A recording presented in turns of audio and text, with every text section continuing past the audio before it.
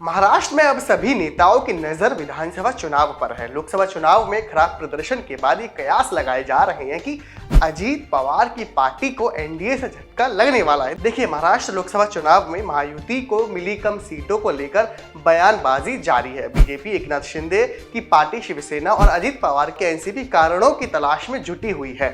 साथ ही तीनों ही दल विपक्ष पर संविधान को लेकर झूठा प्रचार करने का आरोप लगा रहे हैं। इस बीच एक मोड़ आया।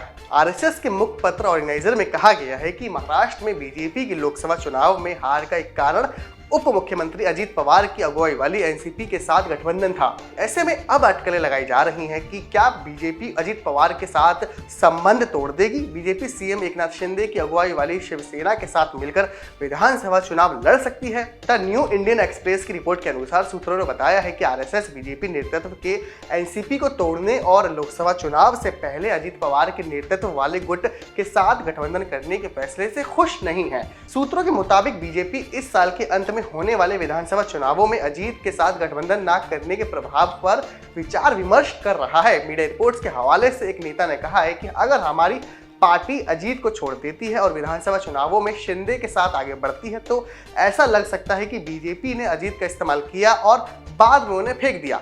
ये इस्तेमाल करो और फेंको की नीति उल्टी पड़ सकती है। लेकिन एक और परिदृश्य ये है कि अजीत को सहयोगी के रूप में रखना फायदेमंद नहीं हो सकता है। वहीं अजीत पवार की अगुवाई वाली एनसीपी ने कहा है कि ऑर्गेनाइजर अखबार यानी कि आरएसएस का जो ऑर्गेनाइजर अखबार है, जो लेख वो लिखता है, आरएसएस के आधिकारिक रुख का प्रतिनिधित्व नहीं करता है। ऑर्गेनाइजर आरएसएस की विचारधारा को प्रतिबिंबित नहीं करता है। एनसीपी के प्रवक्ता अनिमेश पाटिल ने कहा है कि भाजपा के बड़े पदाधिकारी लेख में जाहिर की गई भावनाओं से सहमत नहीं हो सकते हैं। बहरहाल एनसीपी से शरद पवार वाले धड़े से इसके बारे में कोई बयान जारी नहीं किया गया है, मगर शिवसेना के उद्धव ठाकरे गुट ने इस मुद्दे को लपकने में कोई कसर नहीं छोड़ी है। इस मामले पर शिवसेना के ठाकरे गुट के नेता संजय राउत ने कहा है कि आरएसएस के बहुत मुखपत्र हैं। महाराष्ट्र में आरएसएस ने कहा था कि शिवसेना से अलायंस नहीं टूटना चाहिए, लेकिन सवाल यह है कि क्या बीजेपी आरएसएस की बात मानती है।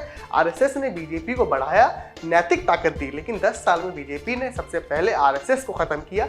महाराष्ट्र में जैसा खेल हुआ, इतने नेता टूटे, सत्ता पर कब्जे के लिए करप्ट लोगों को साथ लिया, लोगों ने उन्हें ठुकराया। जिससे अजीत पवार और अशोक चव्हाण को जेल में डालने की बात कह रहे थे, उन सभी को बीजेपी ने वॉशिंग मशीन में डालने की कोशिश की। देखिए, इस लोकसभा चुनाव में जो परिणाम आया है, एनडीए को जितनी सीटें मिली हैं, बीजेपी वाली जो एनडीए उनको जितनी सीटें मिली हैं या बीजेपी को जितनी सीटें मिली हैं, उसके बाद से जो है पूरे देश की राजनीति में हलचल है। आरोप प्रत्यारोप का जो दौर है वो जारी है और किसी उस पर आरोप लग रहे हैं, कभी उस पर आरोप लग रहे हैं। और महाराष्ट्र में चुनाव आने वाले हैं और अभी जो है महाराष्ट्र की राजनीति में जो सेंट्रिक का एक चेहरा है वो है अजीत पवार का। अजीत पवार को लेकर चर्चाएं तेज हैं, अलग अलग अफवाहें हैं और उनके कई मायने निकाले जा रहे हैं। लेकिन अभी के लिए इतना ही। अगर आपको वीडियो पसंद आया हो तो चैनल को सब्सक्राइब करें, वीडियो को लाइक करें, शेयर करें, कमेंट करें।